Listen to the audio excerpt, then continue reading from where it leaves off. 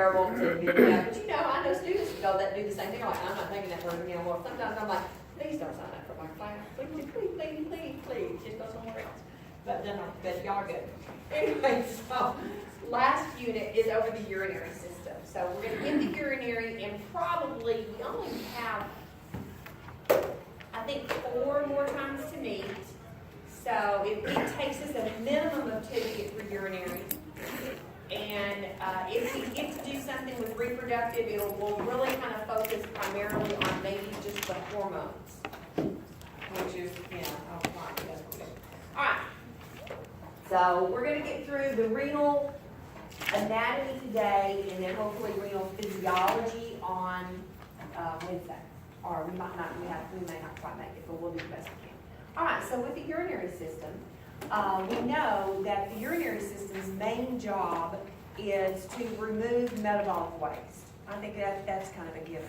But the urinary system actually has quite a few other functions, and we've learned about them because this we're in our last unit. So we've learned about the role that the kidneys and the urinary system play in a variety of things, like they're responsible for red blood cell production rate.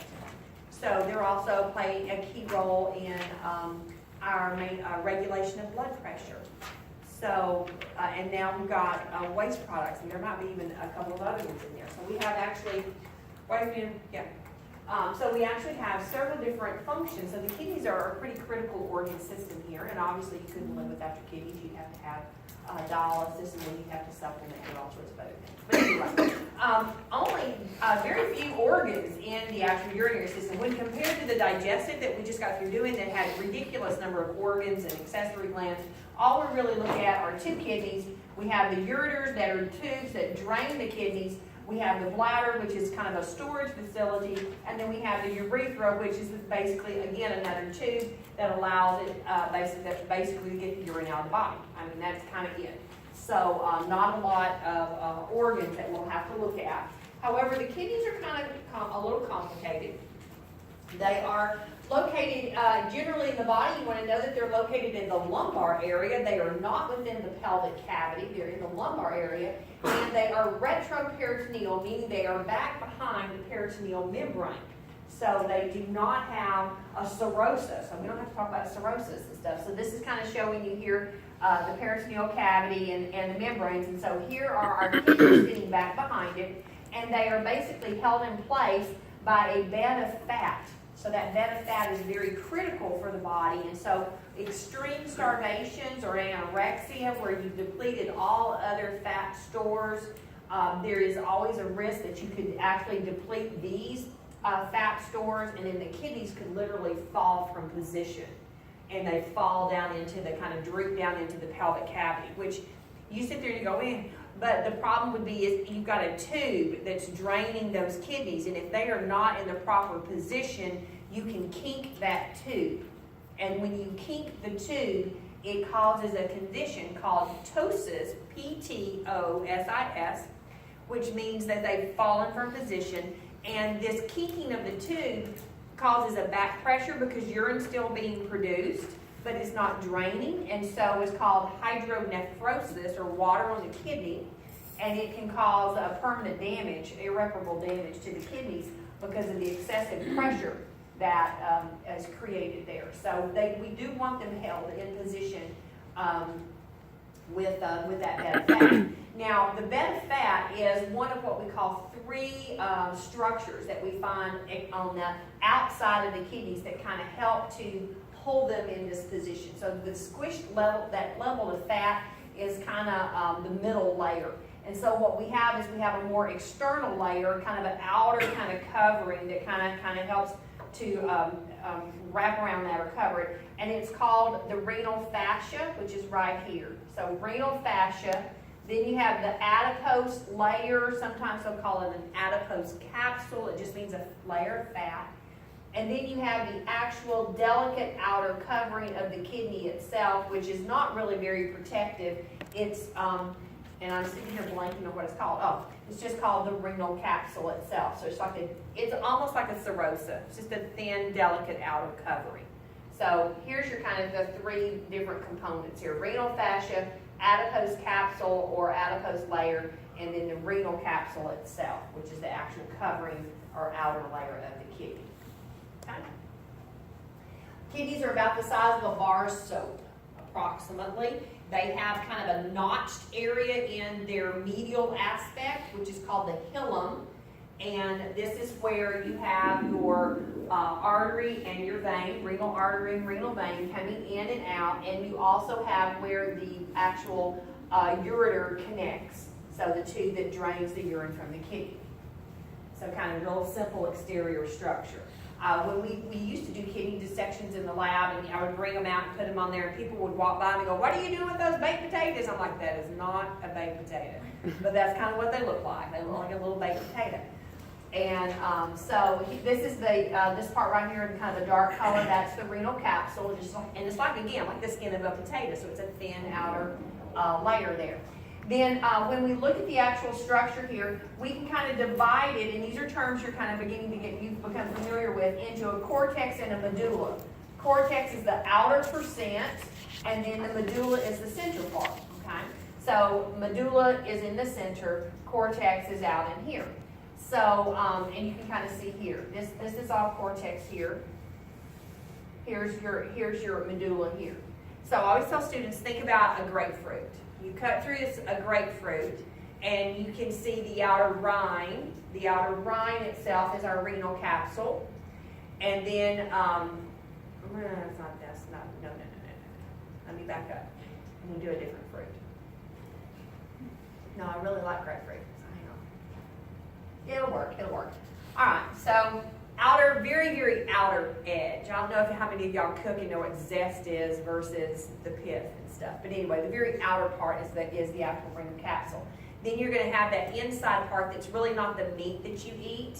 That's our cortex, and it extends down like little membranes. So our cortical material extends down like little membranes on the grapefruit.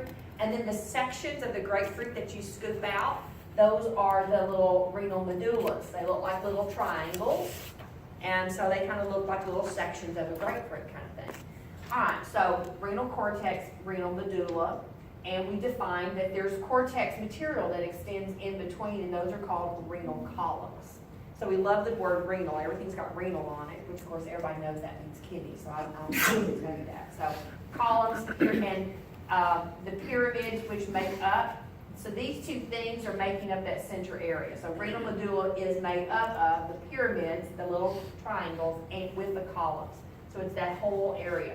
We take a piece of tape and we just, put it all across the whole thing when we kind of want that term, if we're looking for a medulla term. And then cortex again, just this outer part. I know I'm kind of beating a dead horse, but we're all right, so this part here in yellow here is called the renal pelvis. So that's a big inclusive term, and think of it like a funnel. It's a big funnel.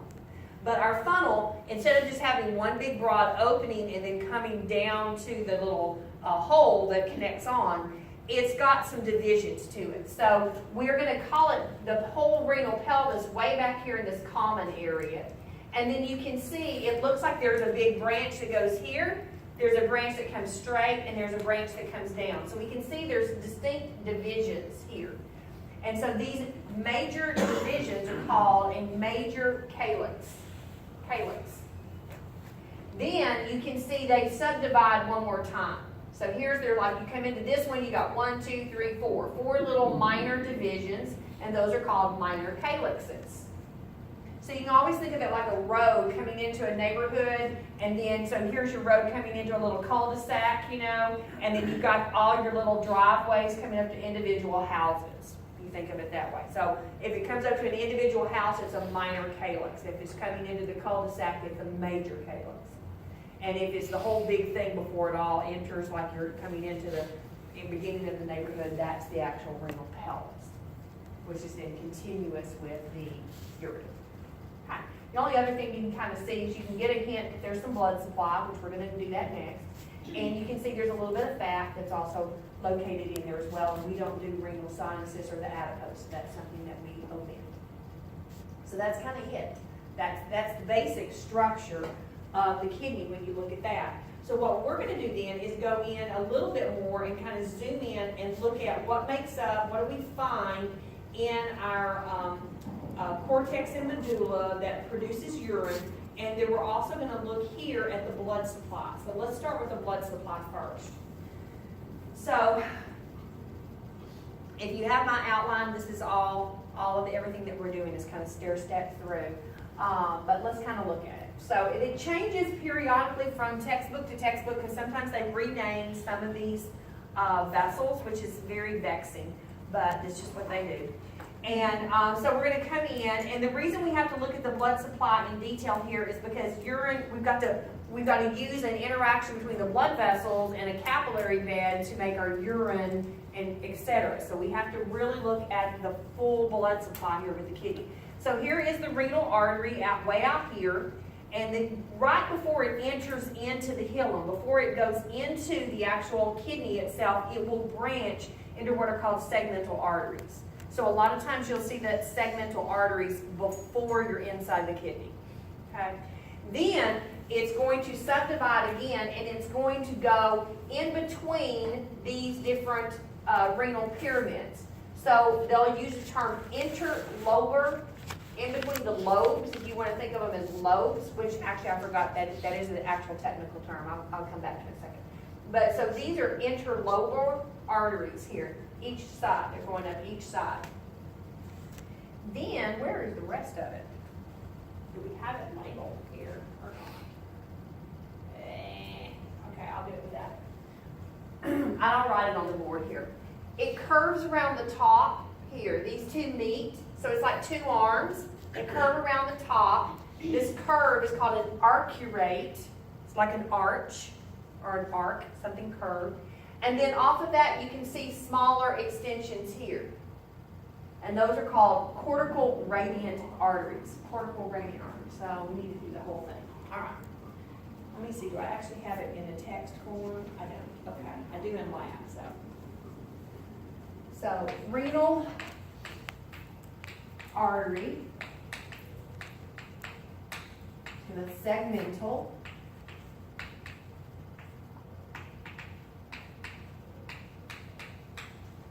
interlobar,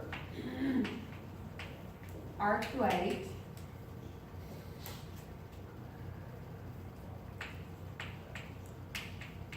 cortical radiant artery. Now that's going that way. So you can see that all of those off of this one picture, even though they're not all labeled. And again, sometimes they put in a lobar artery in here. This was recently renamed as well, so older textbooks will call this something different. So this gets changed periodically. But this is what it is right now. So coming down, we can kind of see that. Now, we would reverse it if we were doing the venous supply. We'll kind of reverse that, but we'll just reverse that process. Okay? All right, now, I don't believe we have a segmental.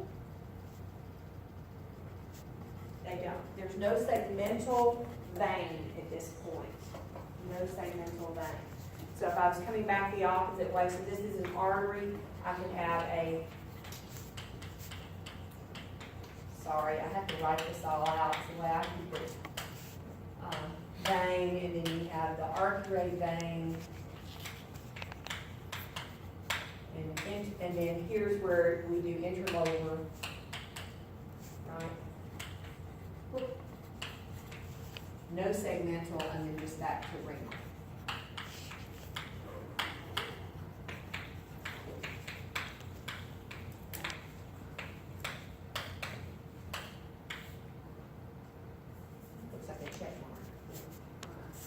So that's part of our blood supply. We haven't finished it, so we need to look more microscopically to finish it.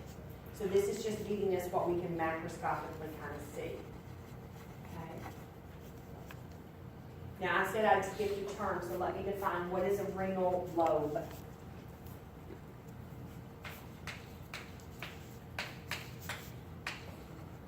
One renal pyramid plus renal cortex together. So like here, like a big piece of pie. That would be one lobe. And so it's one of the things when you look at different animals and you look at different kidneys, a lot of them look really different. Ours was like one big solid kidney, and then the lobes, you can sit there, and there's usually 7 to 9, something like that.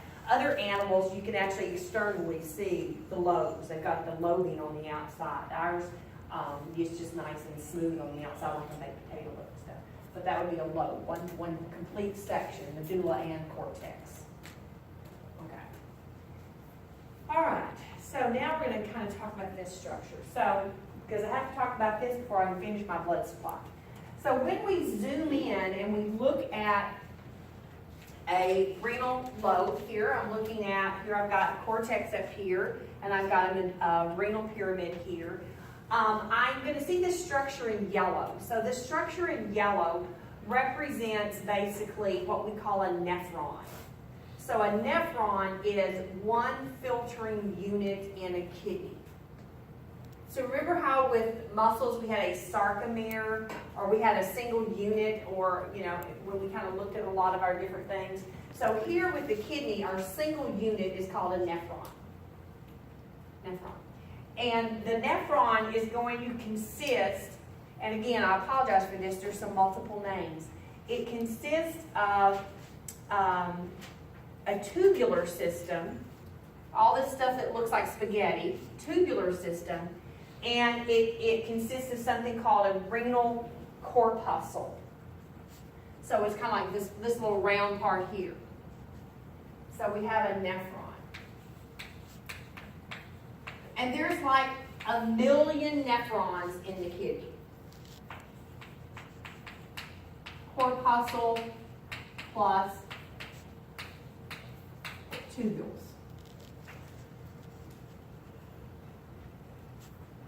And so this is one nephron here, here's another nephron here. And then this part right down the center is what's referred to as a collecting duct.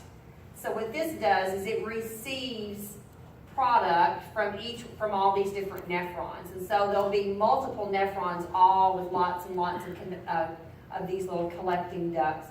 And then here at the very tip, right here, this is called the papilla of the pyramid. And this is where the actual urine drips from and enters into this minor calyx all the way down.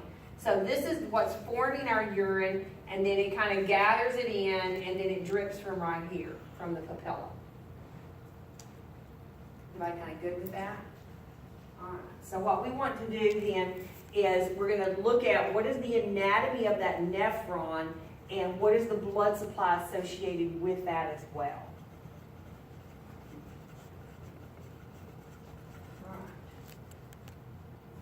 So let's orient a little bit. This is the renal medulla is down here. This is the arcuate artery and vein here. These are the cortical radiant here coming off, okay? All right. So off of that, I really hate her.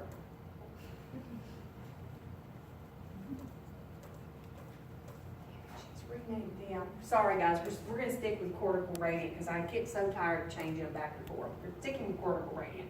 So this is interlobular, and I don't know where this is coming from. That's an older term, and it's been replaced with cortical radiant, but it doesn't matter. So off of our cortical radiant over here, where are we? Right here. We're going to send off this guy right here. He's called a afferent arteriole. So where do we want to pick it up? Right here. Cortical radiant artery goes to a afferent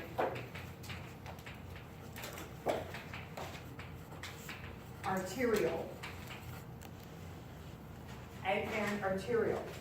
Now this afferent arteriole, when you follow it, it enters into this corpuscle area here, this whole little structure here. It enters in and it balls up. So it's actually forming this structure, number 7. The glomerulus.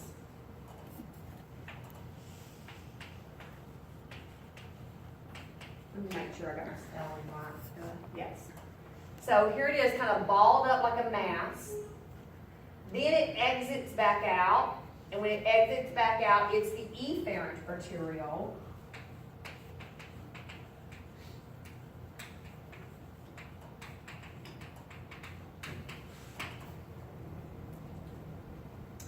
And then we enter into this structure here, which is called a peritubular capillary. I'm going to draw them this way.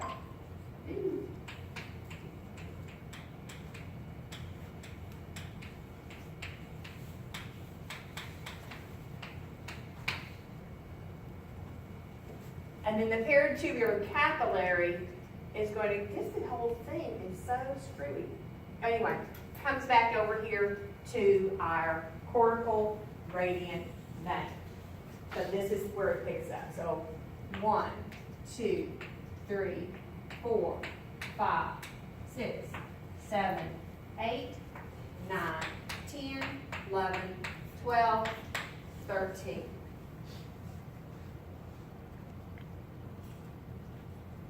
And I apologize, I don't know why I didn't catch that picture before, that she hasn't updated her. We used to use interlocutor, then we used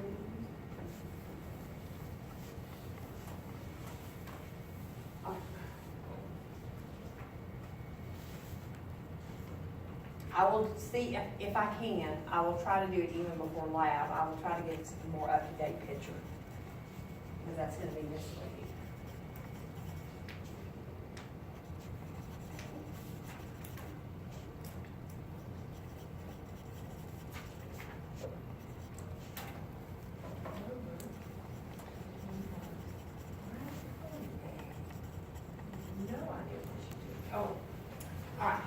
So is everybody kind of good with this? Let's walk through it one more time. All right, so renal artery brings the blood in. It divides right at the hilum, right outside the hilum into the segmental artery. Then it comes into the actual kidney, and it goes in between each one of these lobes, so it's called interlobar artery. It arches around the top of one of those renal pyramids, so it's called the arcuate artery. And then off of that, it sends off all these little rays, like rays of the sun. So cortical radiant or radiant artery, and it's going into the cortex, so that's why the name, where the name's coming from. Cortical radiant artery. Then we zoom in off of that, and we have branches off of that going to the afferent arteriole. It forms a tuft called a glomerulus. And then it coming out, it's kind of like you had a string, you know, you have a ball of yarn and you have two end pieces sticking out. The one coming in is the afferent arteriole, and the ball of yarn is the glomerulus, and the string coming out the other side is the efferent arteriole.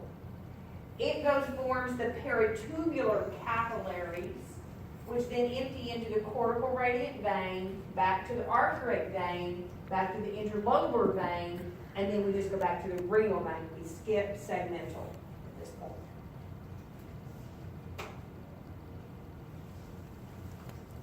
Everybody good? Okay. All right, so it's like, whoo, my goodness, lots of crazy blood supply. So probably the hardest concept really of this is this glomerulus, is this part right here. Grasping that the term for the entire yellow and red thing. You got like a yellow thing on the outside, which we haven't named that yet. And we have the red structure inside. So we defined, what was it, a renal corpuscle for the entire structure. And we have defined that there is this mass or ball that's called a glomerulus that is part of the blood supply that's inside it. Okay? All right.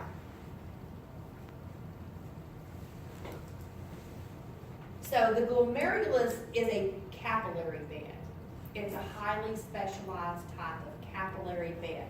We have two capillary beds here. We have the glomerulus and we have the peritubular capillaries. So there exist two capillaries, and they're distinctly different from each other. The peritubular capillaries function more like a regular capillary bed. The glomerulus is very unique, and this is where raw urine is going to be formed. So it's very, very different. Remember when we learned, and this is more of a physiology thing, when we talked about capillaries, do you remember how we talked about how the blood pressure diminished and how it was really low through a capillary bed? Because capillary beds are very thin walled, you don't need a lot of pressure to push things out into the tissue level. This is our one exception to the rule. So the glomerulus is a high pressure capillary bed. It's very specialized to push lots of what we call raw filtrate, which is like raw urine. You push a lot of it out. And we don't make that much. We actually literally push out 180 liters of raw urine a day is produced in the glomerulus, by the glomeruli. And then we reabsorb almost all that. So urine, we only make about 1.8 liters is what you actually is approximately what you pee out on average. So, but we push a lot out, and that's where it's all going to happen is at that glomerulus. And we're going to look at it in a lot of detail. All right, so what's this picture for? All right, I don't even know. I'm just looking at myself. Okay. So here's that glomerulus, little red inside. Here's the entire structure, renal corpuscle. Here's the tubule, so you can kind of see, here's what the renal tubules look like here. So when we look at the tubule, and you kind of look at it, there is a pattern to its arrangement. It's just not like a looping thing of spaghetti, it goes wherever it wants to go. There's actually a method or a pattern to this. So this renal tubule is all of that, and we can kind of divide it into three distinct parts. The part right here that is it's convoluted, means it's looping and twisting around, that is right close to the renal corpuscle is called the proximal tubule. The part over here that's twisting and looping around, but it's at the very end. If we drug it all the way out, we're at the very end, it's called the distal tubule.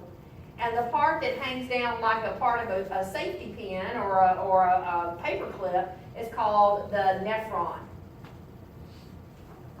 It's actually called the loop of Henle, but she's gotten rid of his name. It's called a nephron loop, but it's loop of Henle. And you can see it looks like a little bit different. It's skinny and fat, and we'll talk about that later. So the renal tubule has the proximal convoluted tubule, the loop of Henle, the distal convoluted tubule here. And she's dropped convoluted, but I'll keep it in there. So proximal convoluted, loop of Henle, distal convoluted, and then again, collecting ducts here. So other nephrons would all interconnect. Okay. Now, let's look at the renal corpuscle in a little bit more zoomed in.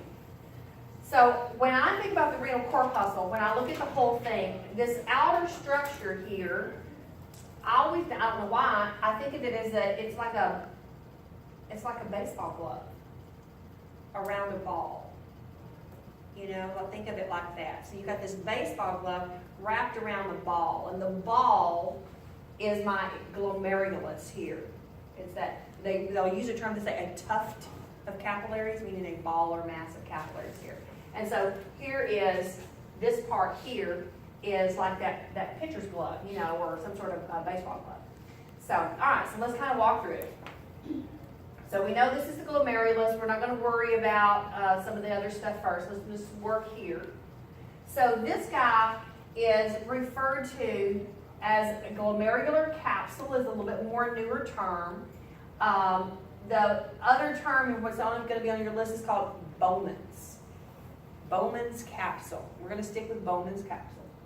Bowman's capsule is this outer part here, like the glove, and this is composed of simple squamous epithelium, and this is you love this, parietal layer. So we get to go back with visceral and parietal that we've learned all semester. So this is a parietal layer here, which tells you there has to be a visceral layer, and the visceral layer is usually clinging to the surface of something, right? So the visceral layer are all these yellow things on top of our mass of capillary, our blood vessels in here.